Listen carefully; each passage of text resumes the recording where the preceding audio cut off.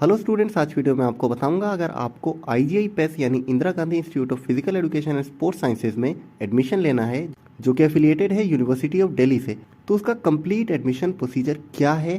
क्योंकि जैसा कि आप जानते हैं BSc in physical education course में अगर आपको एडमिशन लेना है IGI PES में तो आपको CUET के एग्जाम में अपीयर होना होगा।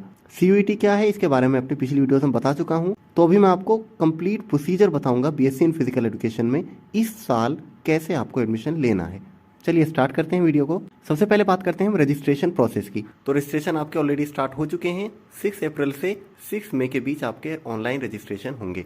कहाँ होंगे? www.cuet.samarth.ac.in यहाँ पर आपको जाकर अपना ऑनलाइन रजिस्ट्रेशन करना है। अब रजिस्ट्रेशन किस तरह से करना है इसको लेकर बहुत ज़्यादा कन्फ्यूजन है स्टूडेंट्स के मन में, तो इस बार मैं एक detail video step by step आपको एक फॉर्म भरकर बताने वाला हूँ जो कि आपको देखकर बहुत अच्छे से समझ आ जाएगा और वो वीडियो बहुत ही जल्द चैनल पर अपलोड होगी। अभी आपके पास बहुत टाइम है, फिलहाल हम एडमिशन प्रोसेस को समझ लेते हैं। अब ये जो आप रजिस्ट्रेशन करेंगे इसकी आपकी फीस कितनी होगी, तो फीस कैटेगरी वाइज अलग अलग है। अगर हम अनरिजर्व कैटेगरी की बात करें तो आपकी टोटल फीस 1300 होगी। EWS और OBC की फीस होगी आपकी 1200 और SC और ST कैटेगरी की फीस होगी आपकी 1100। अब बात करते हैं हम एलिजिबिलिटी क्राइटेरिया की, कौन कौन से student BSc in physical education course में एडमिशन ले सकते हैं। तो सबसे पहली बात, आपकी जो एजुकेशन क्वालिफिकेशन होनी चाहिए वो 10+2 होनी चाहिए, मतलब 12th क्लास आपने कंप्लीट कर ली हो। और ये ज़रूरी नहीं है कि आप साइंस स्ट्रीम के स्टूडेंट्स ही हों, क्योंकि कई स्टूडेंट्स सोचते हैं कि अगर हम साइंस स्ट्रीम के स्टूडेंट नहीं रहे तो हम BSc इन फिजिकल एजुकेशन में एडमिशन नहीं ले पाएंगे, लेकिन ऐसा नहीं है। फिजिकल एजुकेशन में आप BSc कर सकते हैं चाहे आपने किसी भी स्ट्रीम में अपनी 12th कंप्लीट करी हो। दूसरी बात, एलिजिबिलिटी क्राइटेरिया में आपकी एज लिमिट क्या होगी, तो कोई अपर एज या लोअर एज लिमिट फिक्स नहीं है, कोई भी एग्जाम में अपीयर हो सकता है। जैसा कि आप दिल्ली यूनिवर्सिटी के बुलेटिन ऑफ इंफॉर्मेशन को भी पढ़ सकते हैं और NTA का जो CUET का बुलेटिन ऑफ इंफॉर्मेशन आया है उसमें भी कोई अपर एज या लोअर एज नहीं है। ठीक है, तो ये बात की हमने एलिजिबिलिटी क्राइटेरिया की। अब बात करते हैं टोटल सीट्स की। BSc इन फिजिकल एजुकेशन में IGI PES कॉलेज में टोटल कितनी सीट्स हैं, तो जैसा कि आप स्क्रीन पर देख सकते हैं टोटल 108 सीट्स हैं IGI PES कॉलेज में। ये जो मैं आपको सीट्स दिखा रहा हूँ इसमें अनरिजर्व कैटेगरी की 54 सीट्स, SC कैटेगरी की 16 सीट्स, ST कैटेगरी की 8 सीट्स, OBC कैटेगरी की 30 सीट्स। इसके अलावा EWS का जो कॉलम है यहाँ पर 0 सीट्स लिखी हुई हैं। इस साल का जो प्रोस्पेक्टस आया है उसके अकॉर्डिंग मैं आपको बता रहा हूँ। लेकिन अगर बात की जाए लास्ट ईयर की, तो लास्ट ईयर टोटल 135 सीट्स थी, उसमें EWS की सीट्स भी थी और SC ST और OBC कैटेगरी की सीट्स भी अब से ज़्यादा थी। अब ऐसा क्यों है कि इस साल EWS की सीट शो नहीं कर रही हैं यहाँ पर, तो ये मुझे कंफर्म नहीं है, हो सकता है ये कोई मिस प्रिंट हो और इस साल भी 135 का इनटेक ही किया जाए, तो वो देखने वाली बात होगी। लेकिन फिर भी जब आप रजिस्ट्रेशन करेंगे तो EWS से फॉर्म फिल करने का ऑप्शन आ रहा है, तो आप चाहें तो EWS से भी फॉर्म फिल कर सकते हैं। हो सकता है कि EWS की सीट्स भी हों, कुछ मिस प्रिंट हो जिसकी वजह से ऐसा लिखा हुआ आ रहा है। ये जो रेड कलर में सीट्स लिखी हुई हैं ये लास्ट ईयर की हैं, जो कि आपने अगर मेरे पिछले साल वाली वीडियोस देखी होंगी तो उनमें 135 सीट्स के बारे में मैंने बताया था। ठीक है, तो टोटल सीट्स के बारे में आपको पता चल गया कैटेगरी वाइज। अब बात करते हैं हम सिलेक्शन प्रोसीजर की, जो कि इस वीडियो का मेन पार्ट है। आपका सिलेक्शन किस तरह से होगा, तो जैसा कि आप जानते हैं आपका जो सिलेक्शन है वो CUET के थ्रू ही होगा, मतलब कॉमन यूनिवर्सिटी एंट्रेंस टेस्ट, जिसे कंडक्ट कराएगा NTA। इसमें 2 चीज़ें होंगी, पहला तो आपका रिटन एंट्रेंस टेस्ट होगा जिसका वेटेज 50% होगा और आपका परफॉर्मेंस बेस्ड टेस्ट होगा। अब परफॉर्मेंस बेस्ड टेस्ट क्या है इसके बारे में बहुत क्लियरली दिल्ली यूनिवर्सिटी का जो बुलेटिन ऑफ इंफॉर्मेशन है उसमें नहीं लिखा हुआ है, ना ही अभी IGI PES की ऑफिशियल वेबसाइट पर ऐसा कुछ लिखा हुआ है। अगर बात की जाए पिछले 2 साल की, तो पिछले 2 साल से स्पोर्ट्स सर्टिफिकेट पर मार्क्स दिए जा रहे थे 50% के वेटेज में। और 2 साल से पहले की अगर हम बात करें तो पहले एक फिजिकल फिटनेस टेस्ट होता था और स्पोर्ट्स सर्टिफिकेट पर मार्क्स दिए जाते थे। इस साल देखने वाली बात होगी कि क्या फिजिकल फिटनेस टेस्ट होगा या नहीं होगा, या सिर्फ स्पोर्ट्स सर्टिफिकेट पर ही मार्क्स दे दिए जाएंगे, तो इसके बारे में मैं आपको अपडेट करूंगा। लेकिन फिलहाल आपके लिए इंपॉर्टेंट है आपका रिटन एंट्रेंस टेस्ट, जो कि NTA कंडक्ट कराएगा। कब होना है आपका रिटन एंट्रेंस टेस्ट? ये होगा आपके जुलाई के 1st और 2nd वीक के बीच। ठीक है, तो अभी आपके पास काफ़ी टाइम है, मेन फोकस अपना रिटन एंट्रेंस टेस्ट पर रखिए। कुछ दिनों बाद फिजिकल टेस्ट की डिटेल्स भी आ जाएंगी, तो उनके बारे में आपको इन्फॉर्म कर ही दूंगा। ठीक है, तो अब आगे हम बात कर लेते हैं रिटन टेस्ट का सिलेबस क्या होगा। तो ध्यान से समझिएगा, सिलेबस को लेकर बहुत ज़्यादा कंफ्यूजन है। आपके पास कुछ ऑप्शंस हैं, जैसा कि आप स्क्रीन पर देख सकते हैं। पहला ऑप्शन क्या है, आपको कोई एक लैंग्वेज लेनी है लिस्ट A से। लिस्ट A क्या है वो मैं भी आपको दिखाता हूँ आगे।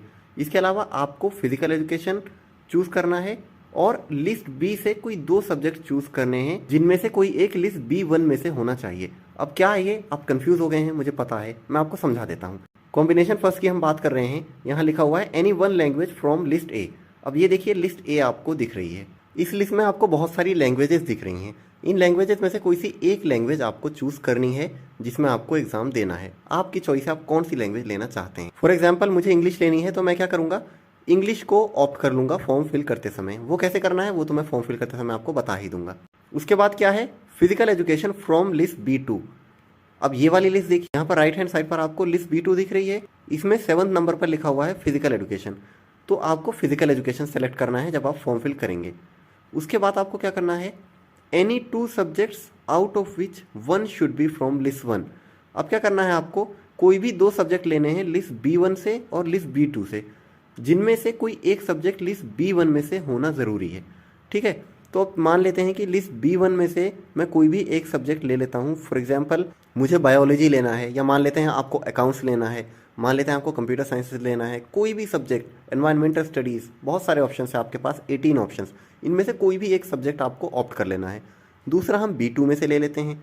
B2 में से जो आपका मेन डोमेन सब्जेक्ट है, मतलब फिजिकल एजुकेशन है, उसको छोड़कर कोई दूसरा सब्जेक्ट आपको लेना है। तो मान लेते हैं कि मुझे मास मीडिया लेना है, तो मैं मास मीडिया ले लेता हूँ, या किसी को टीचिंग एप्टीट्यूड लेना है, या कोई भी दूसरा सब्जेक्ट। आपके पास 9 ऑप्शंस यहाँ पर हैं, तो इनमें से कोई एक आप ले सकते हैं। तो ये था आपका कॉम्बिनेशन 1। कॉम्बिनेशन 1 के अकॉर्डिंग जो मैंने अभी आपको बताया वो है।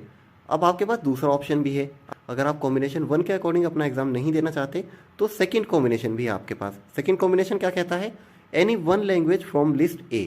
अब ये देखिए, लिस्ट A में से कोई भी एक लैंग्वेज आपको लेनी है। ये तो वैसे ही है जैसे कॉम्बिनेशन 1 में था। दूसरा, any 2 subject from list B1। तो कोई भी 2 सब्जेक्ट आप ले सकते हैं, मान लेते हैं हिस्ट्री और ज्योग्राफी ले लिया मैंने। कोई भी सब्जेक्ट, आप फिजिक्स ले सकते हैं और केमिस्ट्री ले सकते हैं, ऑप्शन है आपके पास। तो लिस्ट B1 में से कोई 2 सब्जेक्ट ले लिए। उसके बाद लिखा हुआ है any 1 subject from either list B1 और लिस्ट B2। तो मैं क्या करता हूँ, B2 में से मैं फिजिकल एजुकेशन ले लेता हूँ। ठीक है स्टूडेंट्स, तो ये समझ आ गया आपको आपका सिलेबस क्या होने वाला है। मुझे पता है थोड़ी सी कन्फ्यूजन आपको हो रही होगी, लेकिन जब आप फॉर्म फिल करेंगे तो आपको सारी चीज़ें क्लियर हो जाएंगी, किस तरह से आपको सेलेक्ट करना है। थोड़ा सा कॉम्प्लिकेटेड प्रोसेस है लेकिन ईजी है, समझ जाएंगे आप। इसके अलावा स्टूडेंट्स एक इंपॉर्टेंट बात मैं आपको और बता दूं, सिलेबस के अंदर आपका जनरल टेस्ट नहीं होगा, मतलब रीजनिंग, मैथ्स, जनरल स्टडीज़, इन सब में से क्वेश्चंस आपके नहीं आएंगे। तो ये एक बेनिफिट है आपका कि आपको सिर्फ अपना मेन सब्जेक्ट पढ़ना है, और 12th क्लास में आपके पास बहुत सारे सब्जेक्ट्स होंगे, उनमें से भी आप कुछ ऑप्ट कर सकते हैं। उसके अलावा कोई एक लैंग्वेज भी आपको ऑप्ट करनी है। ठीक है, तो जनरल पेपर आपका नहीं होगा BSc in physical education course के लिए। अब हम बात कर लेते हैं रिटन एंट्रेंस एग्जाम जो होगा आपका, उसका पैटर्न क्या होगा, किस टाइप से क्वेश्चंस आएंगे आपके। तो जैसा कि आप स्क्रीन पर देख सकते हैं, आपके हर सेक्शन में से टोटल 50 क्वेश्चंस आएंगे, जिनमें से 40 क्वेश्चंस आपको अटेम्प्ट करने हैं। हर क्वेश्चन 5 मार्क्स का होगा, और ध्यान रखिएगा इसमें नेगेटिव मार्किंग भी है। कितनी है नेगेटिव मार्किंग, -1। यानी अगर कोई एक क्वेश्चन आप गलत कर देते हैं तो आपके 1 मार्क्स कट जाएंगे। अब किस टाइप का पेपर होगा, तो आपके मल्टीपल चॉइस क्वेश्चंस आएंगे, मतलब ऑब्जेक्टिव टाइप पेपर आपका होगा। कैसे होगा, कंप्यूटर बेस्ड टेस्ट होगा आपका, CBT, मतलब जो कंप्यूटर बेस्ड टेस्ट होता है वो आपको एग्ज़ाम सेंटर पर जा कर के देना होता है। कई स्टूडेंट्स ऐसा पूछते हैं कि कंप्यूटर बेस्ड है तो क्या हम घर से दे सकते हैं, तो नहीं, ऐसा नहीं है। आपको एग्ज़ाम सेंटर पर जाकर टेस्ट देना होगा, वहाँ पर आपको कंप्यूटर प्रोवाइड कराया जाएगा इंडिविजुअली हर स्टूडेंट को। ठीक है, तो मैंने आपको कंप्लीट डिटेल दे दी है कि क्या प्रोसेस होने वाला है सेशन 2022-23 में IGIPS कॉलेज में BSc in physical education course में एडमिशन का। इसके बाद जो वीडियो आएगी उसमें मैं आपको फॉर्म फिल करने का तरीका बताऊंगा। फॉर्म फिल गलत मत करिएगा, अभी आपके पास काफ़ी टाइम है, तो आराम से फॉर्म को फिल करिएगा आप। ठीक है, स्लॉट 1 स्लॉट 2 क्या है फॉर्म फिलिंग प्रोसेस में, वो भी मैं आपको उस वीडियो में बता दूंगा। ये वीडियो आपको कैसी लगी कमेंट्स में लिखकर जरूर बताएं। मिलते हैं नेक्स्ट वीडियो में।